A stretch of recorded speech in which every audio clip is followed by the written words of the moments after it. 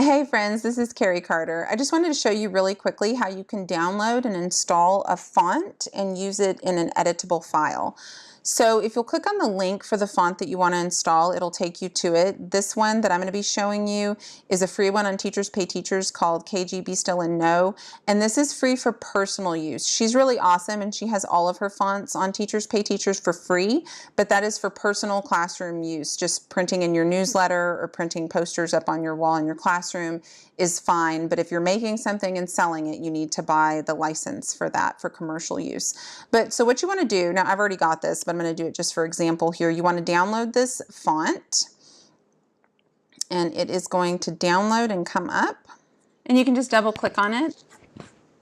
And then you're going to open that font in your downloads wherever you have it, and you're going to look for the font file right here. It's a TTF file, that is a true type font, and you're going to double click on it. And it's going to come up and say install font, and then you can install it. And it should just pop up. Now mine is telling me I have a problem, and it's because I already have this font installed, so they're just saying I have a duplicate. But it's going to install for you. It's just going to pop up, say that it's installed. Now, if you have PowerPoint open already, like I do, I have got this little dot under here, you'll want to right click on it and quit PowerPoint before you actually open the file that is editable, because the font won't really install in PowerPoint until you close it and then reopen it.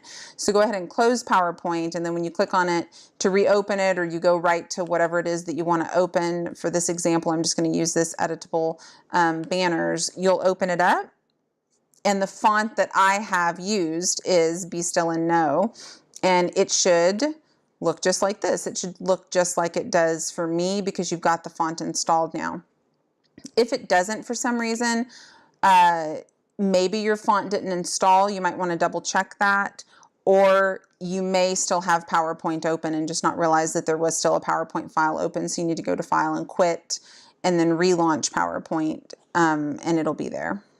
Okay, thanks so much for watching. I hope this was helpful.